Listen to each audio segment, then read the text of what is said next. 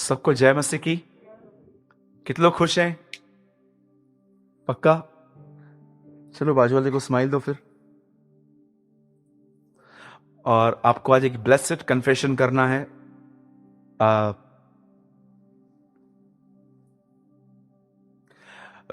आपको पता होगा ना, कई बार हम मीटिंग के शुरू करने से पहले हमेशा आपके बाजू वाले से आपकी दोस्ती करवाते हैं।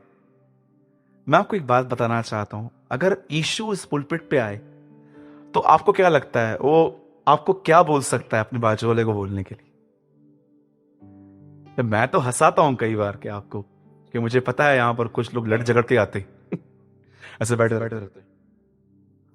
हाँ, जरूरी है ना कि हम थोड़ा स्माइल करें, हंसें।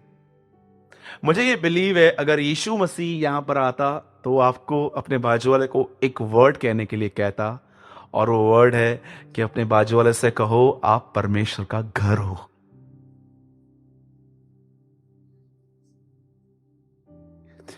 आप बिलीव करते हो? कितने लोग ये बात जानते हैं कि परमेश्वर ने आपको इसलिए बनाया है ताकि वो आपके अंदर रहे? क्या पर्पस है? नहीं।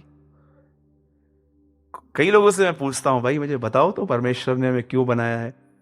लेकिन मैंने बाइबल में से ये सीखा, यदि हम अपने विश्वास में खड़े रहें तो उसका घर ठहरेंगे। इब्रानियों में लिखा है,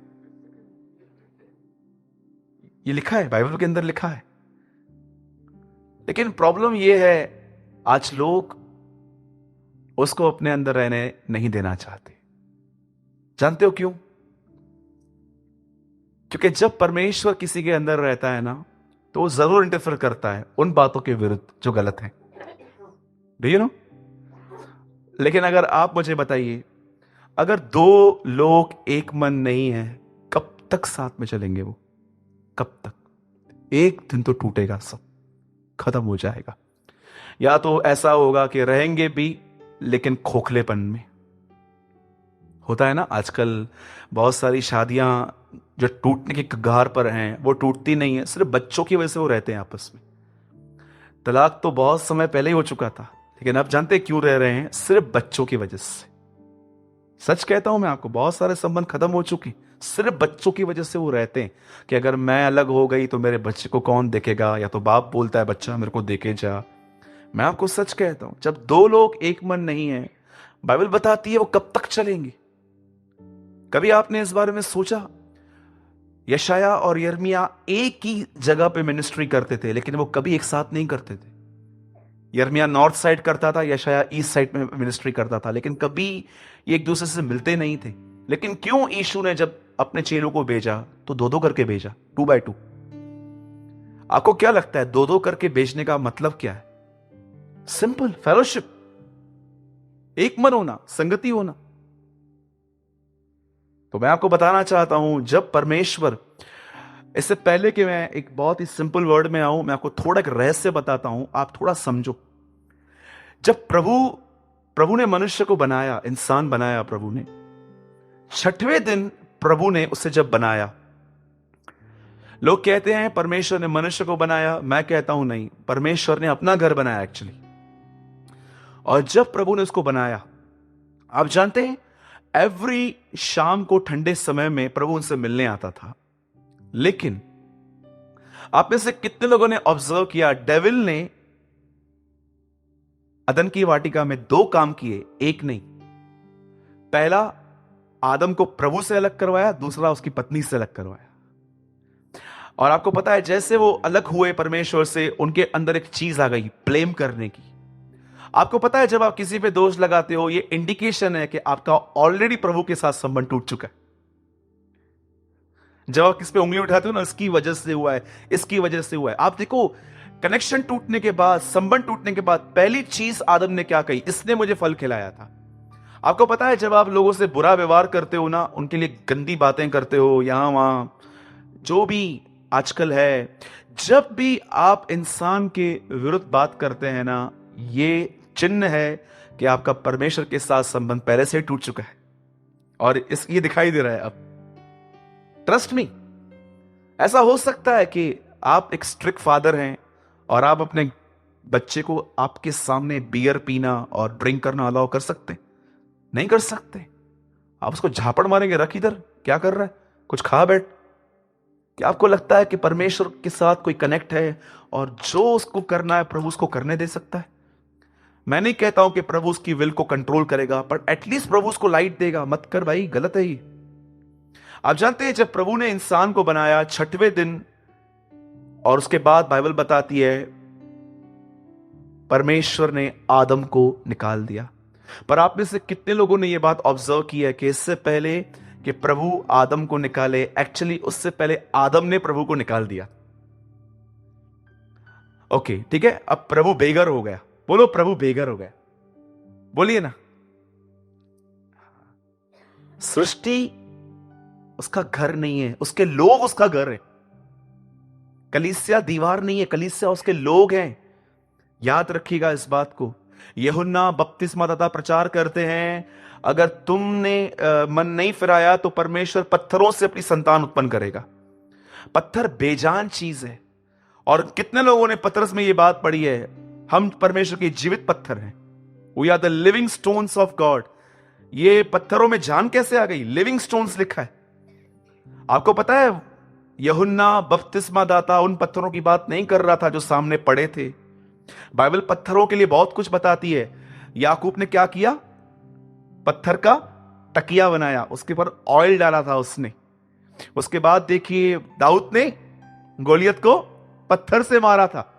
12 पत्थर उन्होंने यरदन नदी में डाल दिए थे।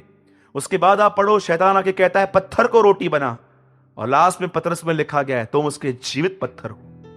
ये बहुत लंबी स्टडी है, कभी टाइम मिला तो मैं आपको पूरा बताऊंगा कि बाइबल के अंदर पत्थर क्या है, किस चीज को है। बाइबल बताती है प्रभु चट्टान है। अब देखिए जो मैं आपको समझा रहा हूं, लिसन वेरी केयरफुली। अब सुनिए, जैसे आदम ने प्रभु को निकाल दिया, अब प्रभु बेचारा बेघर, उसके खुद के लोग, इसलिए प्रभु उनके पास प्रॉफिट्स भेजता है, लोगों को भेजता है ताकि ये मन फिराएं और मैं वापस अपने घर में। इसीलिए यूहन्ना बपतिस्मादाता भी क्या बोलते हैं? उसका मार्ग तैयार करो, मेक हिज वे, उसके रास्तों को तैयार करो, उसका रास्ता बनाओ। और जानते हो जब यीशु मसीह आता है तो पहला प्रचार क्या करता है? परमेश्वर का राज्य आ गया है। राज्य का मतलब क्या है? अब वही परमेश्वर जिसको अदन की वाटिका में तुम लोगों ने रिजेक्ट किया है, वो एक बार फिर से गुड न्यूज लेकर आया हूं। वो तुम्हारे अंदर रहना चाहता है, राज्य करना चाहता है। इसीलिए प्रकाशित वाक्य का आखिरी वचन है जो यीशु के मुंह से निकला गया है, मैं हृदय के द्वार पे खटखटाता हूं। और जानते हो परमेश्वर किन लोगों में आ सकता है? यह सीक्रेट यशाया रिवील करता है। स्वर्ग मेरा सिंहासन है, पृथ्वी मेरे पांव रखने की चौकी है, तुम मेरे लिए कौन सा घर बनाओगे? अब परमेश्वर सबसे पहले साइज बता रहा है, भाई मैं इतना बड़ा हूं, चलेगा क्या? प्रभु इतना बड़ा तू कैसे, मैं कैसे तेरे को ले सकता हूं? उसके नीचे लिखा गया है, पर मैं उस मनुष्य की ओर दृष्टि करूंगा जो मेरा वचन सुन के थरथराता है। आप जानते हैं परमेश्वर किन लोगों में निवास करने आएगा? सिर्फ उन लोगों के जिनको इस किताब के प्रति इज्जत है। बाकी आप जो परमेश्वर की इज्जत नहीं करते हैं, आपसे यहां से सीढ़ी उतरने के बाद जैसा आपको लगता है ठीक वैसा जिंदगी जीते हैं, जो मुंह में आया बक दिया, जो मन में आया सोच लिया, जो आंखों के सामने आया देख लिया। मैं आपको कहता हूं बाइबल में सबसे लंबा उम्र जीने वाला आदमी मतुशेला है। आपकी उम्र उतनी भी क्यों ना हो जाए तो भी खुदा आपके अंदर नहीं आ पाएगा, मैं लिख के दे सकता हूं। याद रखना, बाइबल बताती है मैं उनकी ओर दृष्टि करूंगा। अरे इंग्लिश तो पढ़ के देखो, मजा आ जाएगा। मैं उनकी तरफ इंप्रेस होता हूं लिखा है। अरे लोगों को इंप्रेस करने के लिए क्या कुछ नहीं करते हैं हम, कभी देखा है आपने? सोचो परमेश्वर को इंप्रेस करना चाहते हो, पवित्र आत्मा क्या कहता है? मैं उन दोनों की बातें लेके तुम्हें दूंगा। कभी सोचो बाप और बेटा बैठा है और वो आप पे इंप्रेस हो चुके हैं और वो आपस से बात कर रहे हैं, यार ये आदमी देख रहा है, हाँ हाँ यार आदमी है यार, इसके साथ रहेंगे, मैं और पिता आएंगे उनमें निवास करेंगे। पढ़ा है आपने? मैं और पिता आएंगे। कितनी बड़ी बात है कि आपके दाहिनी ओर परमेश्वर खड़ा रहे और यहां से जीसस खड़ा रहे, ऊपर से पवित्र आत्मा हो और अंदर से पूरा हेवन बहे आप में से। I want this life. कितने लोग ये जीवन चाहते हैं कि दाहिनी ओर परमेश्वर खड़ा रहे, बाईं ओर यीशु खड़ा रहे, ऊपर पवित्र आत्मा रहे और आपके अंदर से स्वर्ग बह रहा है। देखो अगर डिजायर रखते हो तो आप बढ़ोगे। नहीं तो आप मस्त प्रचार के बाद 2-4 तालियां बजा के बोलोगे ब्रदर आपने बहुत अच्छा मैसेज प्रीच किया। भाई मैंने कानों के अच्छे होने के कारण नहीं किया था, मैंने इसलिए किया था कि तुम प्रैक्टिकली कुछ करो। मुझे बहुत पसंद है ये वचन, मैं और पिता आएंगे और उसमें वास करेंगे। चाहते हैं आप? यीशु क्या कहता है, वो मुझ में रहकर अपना काम करता है। तो कितने लोग हैं जो परमेश्वर को उसके घर में वापस लाना चाहते? क्या लाइफ होगी if you are the dwelling place of God. क्या आप परमेश्वर के रहने का जगह है? सेवकाई तो आप भूल जाएंगे, आप ऐसे ही रहेंगे बस। प्रभु यार ये जिंदगी बनी रहे, बता क्या कीमत है, एवरी डे चुकाऊंगा। आप प्रभु से ये कहेंगे, प्रभु ये जो जिंदगी दी है ना अभी आपने, ये बनी रहे, इसके लिए जो कीमत है बोल मैं चुकाऊंगा। प्रेयर करनी है, बाइबल पढ़नी है, बस ये जो दिया है ना ये बना रहे। ठीक है? अब बोलो, अब बाजू वाले को सुनने में मजा आएगा। बोलो आप प्रभु का घर हो।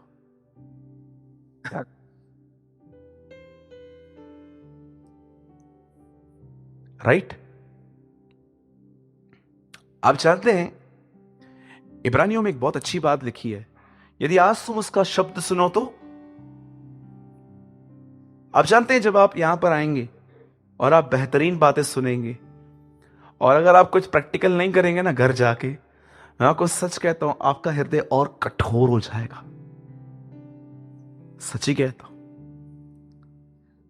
मैंने मसीह लोगों को देखा है इतने कठोर, इतने कठोर, इतने स्टबन, इतने हार्ड। मैं कभी कभी वो सोचता हूं प्रभु इन पे वचन असर क्यों नहीं कर रहा। प्रभु मुझे एक ही बात बोलता है, दे लव नॉलेज नॉट मी। ये ज्ञान से मोहब्बत रखते हैं। एथेंस के लोगों के लिए लिखा गया है, वे नई नई बातों को सुनने में समय बिताते थे। नॉलेज से प्यार करना और परमेश्वर से प्यार करने में कितना अंतर है। मैंने कल एक लाइन पढ़ी, मैंने दिनों के साथ शेयर की, आपके साथ भी कर रहा हूं। जब आपने प्रेरितों के काम पढ़ा, क्या आपने चर्च के अंदर प्रभु का वो माइटी मूव देखा? कैसे लोग विश्वास करके पश्चाताप कर रहे थे, बपतिस्मा ले रहे थे, लोग ऑन द स्पॉट बैप्टिज्म लेते थे, क्या काम होता था। पर आज ये काम बहुत कम हो गया है। सालों से मेरे अंदर ये सवाल था, प्रभु जैसे पहले काम होता था आज क्यों नहीं हुआ। और मैं आपको सच कहता हूं, हम दोनों ने उत्तर पाया इस बात का। कल परमेश्वर ने हमें एक बात कही, परमेश्वर ने अपनी सामर्थ नहीं खोई है, कलीसिया ने अपना फोकस खोया है। Do you know, God never lose his power, but church losing his focus. काश मैं चाहता हूं आज ये जैसे मूसा की पट्टियां से लिख लिख के प्रभु ने दी थी, काश प्रभु आपके हृदय में आज ये बात लिखे, आज तेरे पास सामर्थ इसीलिए नहीं है क्योंकि तूने अपना फोकस खो दिया है। कितने लोग हैं आज, मैं सच्ची कहता हूं, अगर आपको आज घर में कुछ लिखने की आदत है ना, घर जाके लिख देना, परमेश्वर ने अपनी सामर्थ नहीं खोई है, मनुष्य ने अपना फोकस खोया है, उसको देखना खो दिया है। मुझे अगर पेंटिंग बनानी होती ना तो मैं एक पेंटिंग जरूर बनाता कि जीसस अपने हाथ में ऐसे ब्रेड और फिशेस लेकर ऐसे हेवन की तरफ देख रहा है। क्या अपनी कमी घटी में फोकस है? उसके पास इतने सारे लोग थे जिन्हें उसको खाना खिलाना था, पर वो यहां नहीं, वो ऊपर देख रहा था, क्योंकि एक है जिसकी ओर देखने से यह संभव है। मैं आपसे कहता हूं, स्ट्रॉन्ग योर फोकस, सब कुछ। और आज का पूरा वर्ड ही फोकस के ऊपर है। आज वर्ड इब्रानियों के लिए है, इब्रानियों की पत्री में से है। और स्पेशली मैं माजरत चाहता हूं, माफी चाहता हूं अगर आप आज आपने वचन पर ध्यान नहीं दिया। जैसे कई बार ऐसे होता है, मीटिंग चलती रहती है और हम खोए हुए रहते हैं, अंदर ही अंदर घोड़ों की तरह सोए हुए रहते हैं। तो अगर आप ऐसे हैं तो आज प्लीज आप अलर्ट रहना। आज का वचन थोड़ा हैवी है, थोड़ा डिफिकल्ट भी है, पर मैं इतना कहता हूं कि प्रभु के अनुग्रह से संभव है। आमीन। ठीक है, हम स्टार्ट करें। ओके, आइए। जिनके पास भी बाइबल है हम सब खोलेंगे फिलिप्पियों पहला अध्याय और उसका 6वां वचन।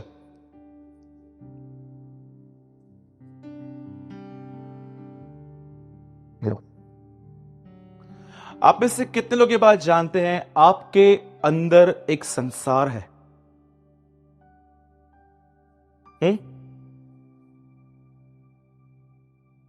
सब है यहीं पर?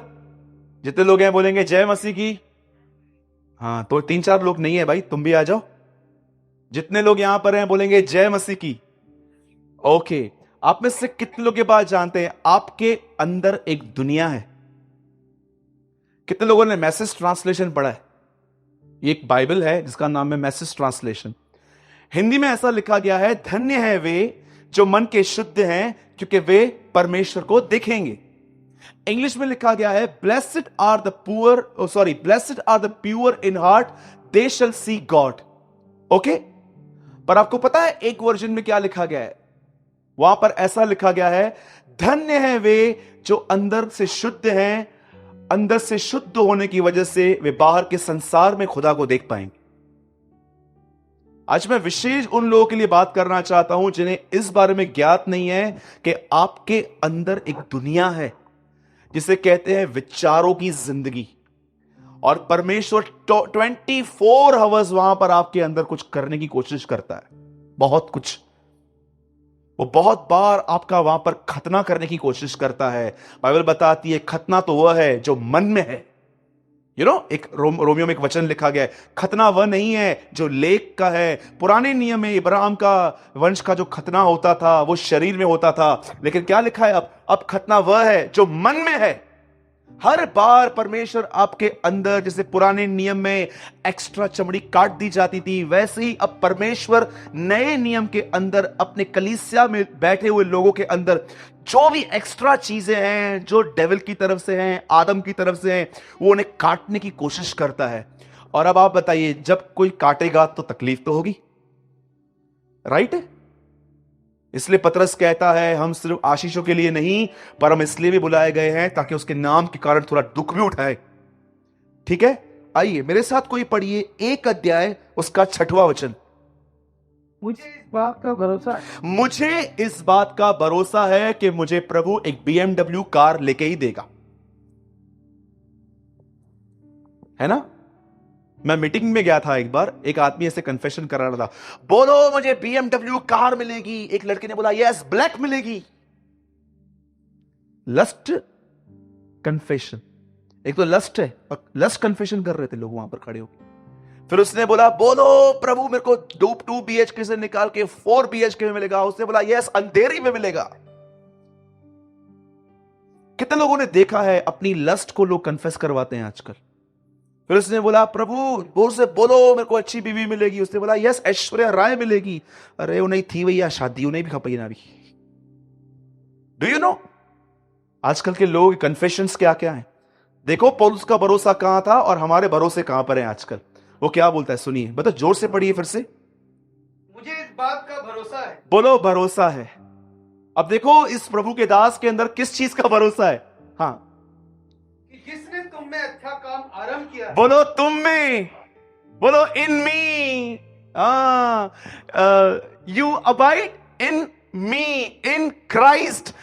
मुझे इस बात का भरोसा है कि तुम में, जहां भी बाइबल कहती है तुम में, इसका मतलब तुम्हारा भीतरी मनुष्यत्व है। हाँ, आगे, अच्छा काम आरंभ किया है। बोलो अच्छा काम आरंभ किया है। कितने लोग ये बात जानते हैं परमेश्वर ने आपके अंदर, आपके संसार में एक अच्छा काम चालू किया है, और मैं यीशु के नाम से कहता हूं ये अच्छा काम है वो हर एक को अपने बेटे यीशु की तरह बना रहा है। वाह, आगे आगे आगे, वही उसे यीशु मसीह के दिन तक, हाँ, जब वो बादलों में हमें दिखाई देगा, पूरा करेगा। बोलो आमीन। कितने लोग इस बात का भरोसा करते हैं कि वो इससे पहले कि वो आए वो मुझे अपनी समानता में बदल देगा? हाँ जी, पर कैसे होता है ये?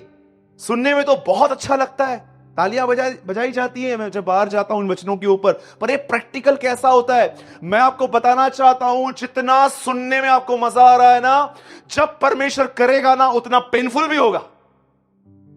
और अगर आप उस पेन को जो शरीर में होता है, आप सोचो आप कुछ बनना चाहते हो और प्रभु की इच्छा नहीं है वो आपको बनाने में, अब तकलीफ चालू होगी।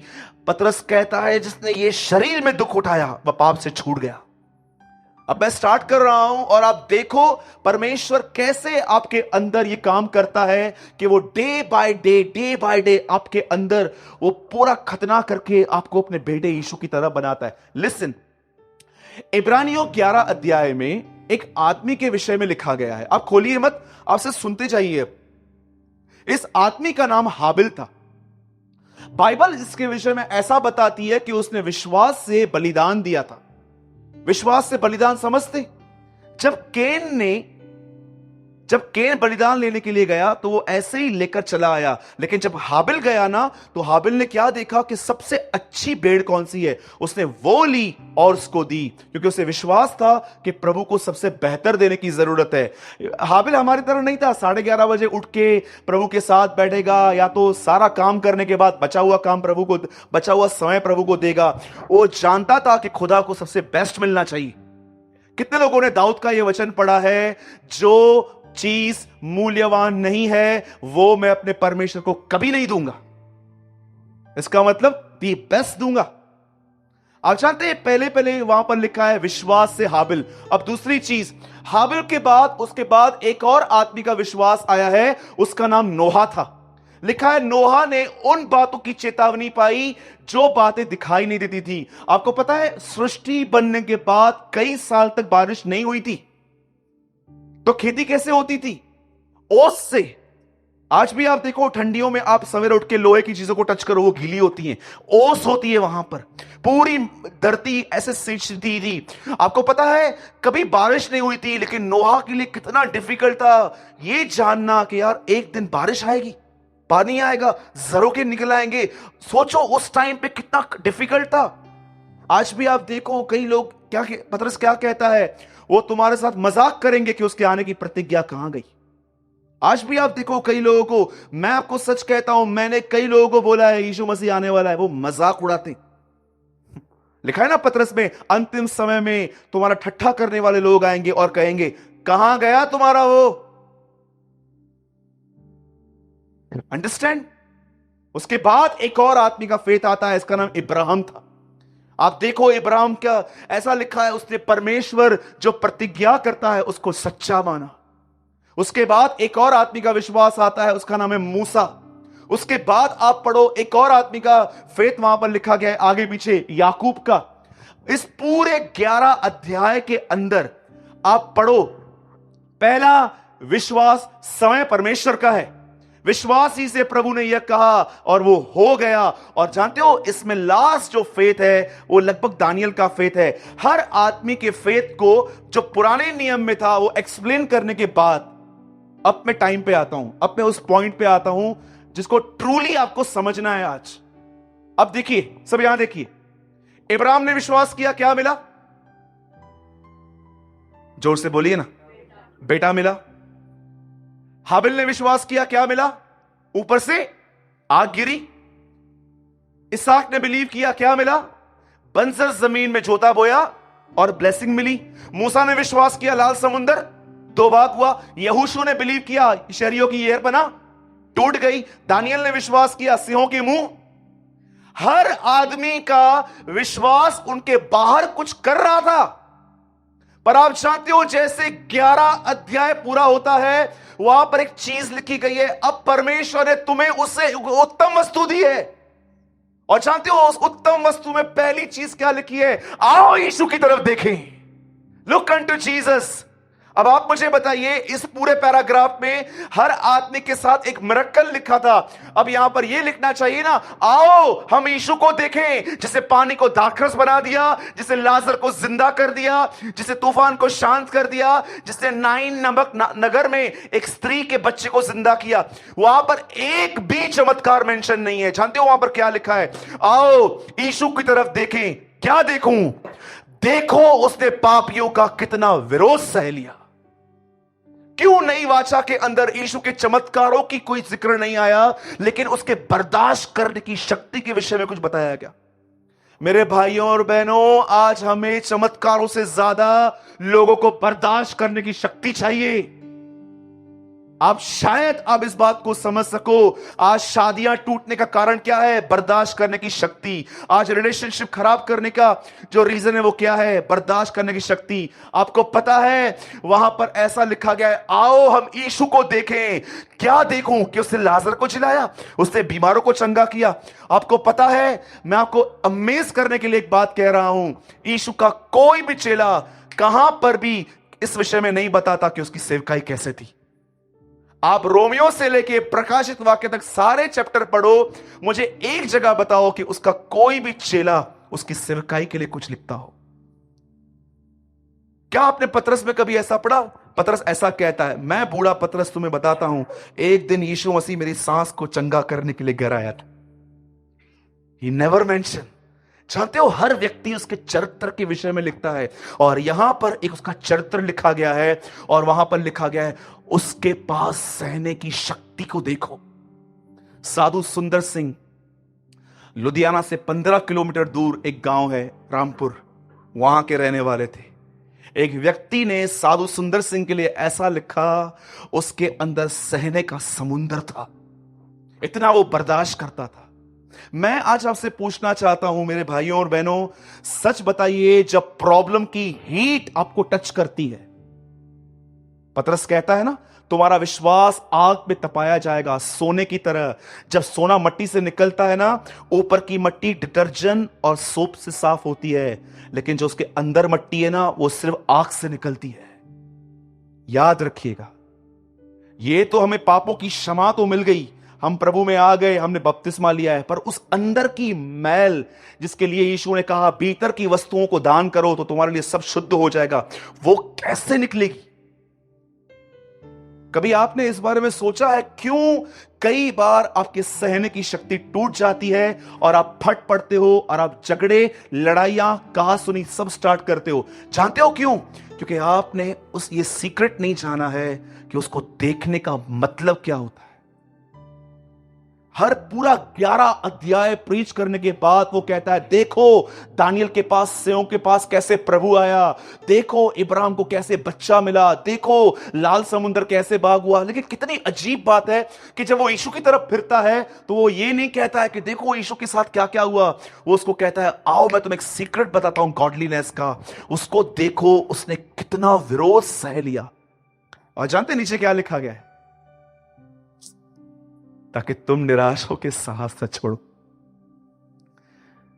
मेरे भाइयों और बहनों, आज मैं आपसे एक बात पूछता हूं, जब प्रॉब्लम की हीट आपको टच करती है, कई बार आपको लोग अच्छा बर्ताव नहीं करते हैं, जब आप कभी कभी महसूस करते हो वो लोग जो आपसे प्यार करते थे कभी, आज वही आपके लिए बुरा भला कहते हैं, मैं आपसे पूछना चाहता हूं, आप उस समय कहां देखते हैं?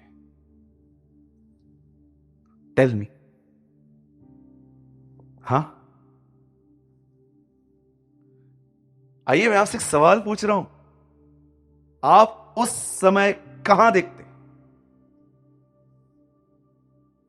अगर आप उसकी तरफ देखेंगे, मैं आपको सच कहता हूं, ये वो काम है जो उसने शुरू किया है, वो आपको ऊपर दिखाता है ताकि आप हर चीज में, मैं आपको सच कहता हूं, परमेश्वर आपकी सिचुएशंस को अगर नहीं बदल रहा तो उसका एक ही रीजन है, वो आपकी सिचुएशंस को यूज कर रहा है आपको बदलने के लिए, सिर्फ आपको बदलने के लिए।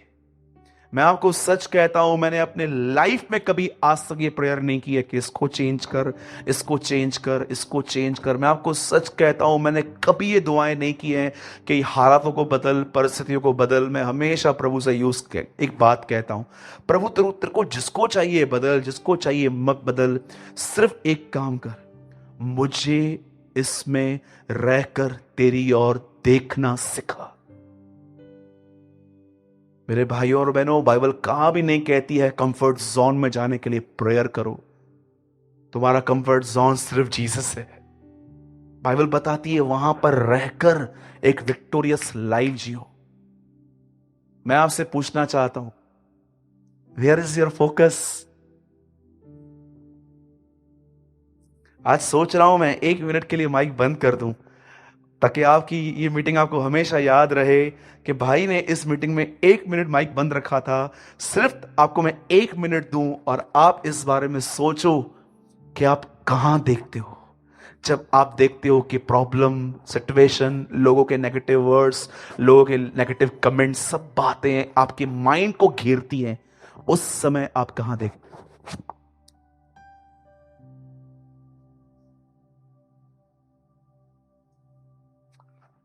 आप जानते हैं बड़ा दुख होता है उन लोगों को देखकर जो सिर्फ मैसेजेस को सुनने के लिए आते हैं। यार ये चर्च में मैसेजेस बहुत अच्छे प्रीच होते हैं, यार मजा आता है, यार ये अलग अलग है, यार इनका कुछ अलग ही है। वो प्रचार ही नहीं करते हैं लोग जो औरों के पास होता है, डिफरेंट बताते हैं ये लोग। आप ये सुनने के लिए आते हैं? क्या आप सच में यहां से जाने के बाद जकई की तरह कुछ निर्णय लेते हैं कि जिस जिसका लूटा है सबको दे दूंगा? यार आज टेल मी। आओ हम विश्वास के कर्ता और सिद्ध करने वाले यीशु की ओर देखें, जिसने इतना विरोध सह लिया ताकि तुम निराश होकर साहस न छोड़ो। मैं आपसे पूछना चाहता हूं, जब आप देखते हो कि आपके बच्चे अनगॉडली वे में हैं, मैं आपको सच कहता हूं, अगर आपके बच्चों ने बपतिस्मा लिया है पर वो एक सही जिंदगी नहीं जी रहे हैं, मैं आपको सच कहता हूं, आज प्रभु को बोलो, प्रभु ये ब्लेम मैं अपने ऊपर लेता हूं क्योंकि शायद मैं उनको तेरे रास्ते ठीक से नहीं सिखा पाया। बहुत सारे बच्चे जो है ना, जिन्होंने बपतिस्मा लेके रखा है, उनके माँ बाप खुश हैं, बस ना मेरा बच्चा तो बच गया ना। तुम्हें जिज्ञासा नहीं है कि तुम्हारे बच्चे गॉडली बने? तुम्हें भूख और प्यास नहीं है कि तुम्हारे बच्चे यीशु की तरह बने? बस बपतिस्मा लेके चर्च हैं, बस मसीह हैं, बस इतना काफी है आपके लिए? मैंने बहुत सारी फैमिलीज देखी हैं जिनके बच्चों ने विश्वास करके बपतिस्मा तो लेके ले रखा है, लेकिन उनके बच्चे पूरी तरह से अनगॉडली वेस में चलते हैं और मां बाप को उनकी 1% चिंता भी नहीं होती है। अगर आप मुझे कल कहोगे ना हमारे बच्चों के लिए एक मीटिंग अरेंज करो, मैं बोलूंगा ये मेरा काम नहीं है। यूहन्ना बपतिस्मादाता कहते हैं वह अपने लोगों को, आपको पता है जब यूहन्ना का जन्म भी नहीं हुआ था, स्वर्गदूत क्या कहता है उसके जन्म के विषय में? वो कहता है वह मां बाप का मन अपने बच्चों की ओर फेर देगा। कितने लोगों ने वचन पढ़ा है? ताकि आज्ञा न मानने वालों को धर्मियों की समझ पर ले आए। यूहन्ना बपतिस्मादाता का जब जन्म भी नहीं हुआ था ना, उससे पहले स्वर्गदूत कहते हैं वह माता पिता का मन अपने बच्चों की ओर फेर देगा। इसका मतलब क्या है? उसका प्रचार सुनने के बाद बहुत सारे मां बाप अपने बच्चों को करेक्शन करना स्टार्ट करेंगे। कभी आपको ऐसा नहीं लगता है, जो यहां पर मैरिड लोग बैठे हुए हैं, आपके बच्चे हैं, 2 बच्चे हैं, 3 बच्चे हैं, बेटा है, बेटी है, कभी आपको इस बात को देख के आप जलते नहीं हो? जैसे पौलुस कहता है कि I have a godly jealousy, मुझे तुम्हारे लिए एक घुन लगी रहती है कि जब तक तुम यीशु की तरह नहीं बन पाते, मैं जच्चा की सी पीड़ा सहता हूं। कभी आप इस आदमी का पेन देख रहे हैं? एक स्त्री जब वो डिलीवरी के टाइम पे आती है, उसको कितना दर्द होता है, उसे कितना पेन होता है, उसको कितनी तकलीफ में से गुजरना पड़ता है। पौलुस कहता है मुझे हर व्यक्ति के लिए दर्द होता है कि ये कब मसीह की तरह बनेंगे। क्या आपको जब आप देखते हो आपके बच्चे अनगॉडली, सारा दिन दुनिया की बातों में बिजी लगे पड़े हैं, क्या आपको ऐसा पेन होता है? जानते हो किन मां बाप को पेन नहीं होता? जो समय खुदा के साथ नहीं चलते। जो खुद ही नहीं चलता है तो उसको अपने बच्चों के लिए क्या उसको दर्द होगा? पॉसिबल ही नहीं है। मैं आपको सच कहता हूं, मैं जब अपने मैसेजेस यूट्यूब पे डालता हूं, जब मैं डालता हूं ना, और 1 हफ्ते के बाद जब मैं मैसेज को चेक करता हूं ना, एक मैसेजेस को 30 डिसलाइक, 35 डिसलाइक, कुछ नेगेटिव कमेंट्स, और जब मैं पढ़ता हूं तो मैं हमेशा एक बात बोलता हूं, प्रभु ये कौन से लोग होंगे जो इन संदेशों को भी नेगेटिव वे में लेते होंगे? तो क्या मैं उनको देखकर संदेश प्रचार करना बंद कर दूं? मेरे भाइयों और बहनों, it's time to be serious. आप सबसे पहले राइट ट्रैक पर आओ। और आप किससे देख रहे हो? जानते हो यीशु की तरफ देखने का मतलब क्या होता है? अर्थ क्या होता है? जानना चाहते? कैसे आप उसकी तरफ देख सकते हो? मैं आपको बताऊं। मैं आपको एक क्लासिक एग्जांपल बताता हूं। क्लासिक, मैं चाहता हूं बाइबल बंद करो। क्लासिक एग्जांपल है, ये मेरी लाइफ से जुड़ा हुआ है। एक दिन मैं चर्च में इनवाइट किया गया था प्रचार करने के लिए। उन दिनों में मेरे पास एक एक्टिवा होती थी, पुरानी व्हाइट कलर की एक्टिवा होती थी। और जानते एक दिन क्या हुआ? जैसे मैंने मैसेज पूरा किया, मैंने अपनी बाइबल ली, मैंने उस बाइबल को डिक्की में रखा और मैं चुपचाप से घर आ रहा था। अचानक सामने से एक आदमी आ रहा था, बहुत तेज गाड़ी चलाकर। उसने मुझे कट मारा। कट मारने का मतलब उसने मुझे गाड़ी टच नहीं की, लेकिन वो ऐसा मेरे सामने से गया कि मेरी गाड़ी पलटी हो गई, मैं गिर गया और मुझे है ना यहां पर थोड़ा सा लग गया। लेकिन जब मैं गिरा, 5-10 सेकंड के लिए मेरे को मन हुआ मैं गाड़ी उठाऊं, ऑन करूं, इस आदमी के पीछे जाऊं, इसको पकड़ूं और कम से कम 3-4 मुंह पे फाइट्स मारूं। मैं इतना एंगर में आ गया उस टाइम पे। जैसे मैंने गाड़ी उठाई, मैंने एक थॉट इमेजिन किया।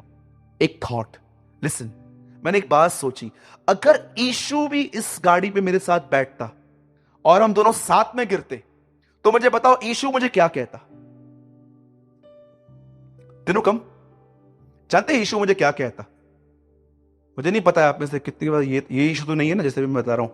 जानते हो यीशु मुझे क्या कहता? सुन सुन सुन, भागा है, सुन ना, टीचर पकड़ते पकड़ते पकड़ते, सुन, जैसे पकड़ेंगे ना, जानते क्या करना? मैं ना उसके हाथ पकड़ूंगा और तू जोर जोर से फाइट मारना मुझे। कितने लोग ये बिलीव करते हैं कि जैसे मैंने दिनेश को पकड़ा है, यीशु मुझे कहेगा मैं उसे ऐसा पकड़ूंगा और तू उसको नाक पे जोर जोर से फाइट्स मारना। क्या आप ऐसे यीशु को तो फॉलो नहीं करते हो ना, जो गिरने के बाद आपको कहता है पकड़, मैं पीछे से पकड़ूंगा और तू मुंह पे फाइट्स मारना? कई बार झगड़े हो जाने के बाद तो आप उसकी एडवाइस मानते हो कि तू क्यों छोड़ रहा है, चुप मत कर, बोल। इसलिए पौलुस कहता है they are following another Jesus, वो किसी और ही यीशु का पीछा करते हैं। ये वो यीशु नहीं है जो मत्ती 1:21 में है, जो अपने लोगों को उनके गुनाहों से मुक्त करने आया। मैं आपको बताना चाहता हूं, मोस्ट ऑफ टाइम बहुत सारे लोग डेविल को लिसन करते हैं।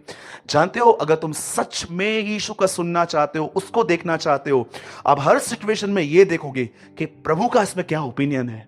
मैं आपको बताता हूं, जब मैंने गाड़ी उठाई, मुझे प्रभु ने 2 बातें कही, फॉरगेट एंड फॉरगिव। चल आगे, माफ कर उसको और भूल जा। और मैंने गाड़ी उठाई, मैं आ गया और मैंने देखा, मुझे 5 मिनट दर्द हुआ, लेकिन उसके बाद मैं बिल्कुल ठीक था। किसकी सुनते हैं? यीशु की तरफ देखने का मतलब जानते हैं क्या? हर जगह पे आप उसका ओपिनियन जानने की कोशिश करते हैं। और आप कभी कभी ये भी बात जानना, कई बार वो जो ओपिनियन देता है ना आपको कि ऐसा कर, कमांड देता है, मैं आपको बताता हूं, कभी कभी उसकी कमांड इतनी आपके लिए पॉजिटिव और दुनिया उसे नेगेटिव भी ले सकती है। कभी आपने सोचा यरूशलेम में मंदिर में सबको बाहर निकालने के बाद वहां पर लोगों के अंदर उसकी इमेज क्या बन गई थी? आप मुझे बताओ, अगर आज प्रचार करते करते करते करते एक बच्चा मेरे पैरों पे आके गिरे और मैं उसको उस मीटिंग के चलते एक झापड़ मारूं, आप मुझे क्या देखोगे? पास्टर देखो, पास्टर के अंदर ही दुष्ट आत्मा है। आप क्या बोलेंगे? सोचो, ये बेबी बेचारा बैठा हुआ है, घूम फिर रहा है, हेता मुझ में सहने शक्ति हमको चमास न तो आड़े तो बाकी भाई। लिसन, मैं क्या बोल रहा हूं, अगर सोचो कल ये बेबी घूमते घूमते घूमते मुझे पैरों पे आए और मैं उसको ठक ऐसे फेंकूं, इधर आ वारंगा पकड़े करे हेट रखा से, सोचो, मैं करूंगा नहीं पे ना, ऐसा नहीं हो चौधरी, सच्ची में नीमंत से। लिसन, आप मुझे बताओ, आप मुझे देखो कि बच्चा इधर आ गया, मैं उसको चोटी से उठा के नीचे रखता हूं, आप बोलोगे?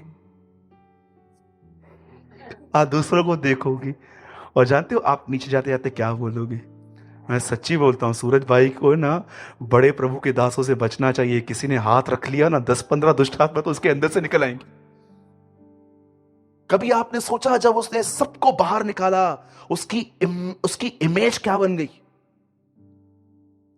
पर आप में से कितने लोगों ने बाइबल में ये पढ़ा कि ये होने के बाद हर एक को उसने बोला, मैं गुस्सा नहीं कर रहा था, मैंने अपना टेम्पर नहीं खोया था एक्चुअली यार, मुझे परमेश्वर ने कहा था, मैंने वो किया। ही नेवर एक्सप्लेन, उसने कभी किसको नहीं कहा, जिसको जो सोचना है सोचने दो, मैंने खुदा की मर्जी पूरी की है। कभी आपने सोचा मरियम जो एक प्रेग्नेंट बगैर शादी के, लोग उसके बारे में क्या सोचते होंगे कि यार शादी के पहले बच्चा, लेकिन वो क्या कहती होगी? सोचना है सोचो, मैं प्रभु की मर्जी पूरी कर रही हूं। छोड़ दो लोगों के बारे में सोचना वो क्या सोचते हैं, बस ये देखो कि क्या तुम परमेश्वर की मर्जी पूरी कर रहे हो। ये जिनको आप बहुत खुश रखने के चक्कर में सारा सारा दिन फोन पे लगे रहते हैं ना, सारा सारा दिन अपनी एनर्जी वेस्ट करते हैं, मैं आपको बताना चाहता हूं, न्याय के दिन आप में से इन आपको इनमें से कोई बचाने के लिए नहीं आएगा।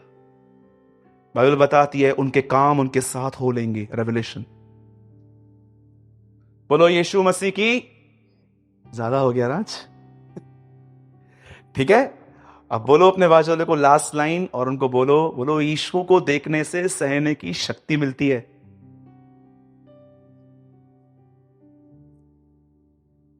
सबने कहा ट्वाइस, एक दूसरी बार फिर से कहेंगी।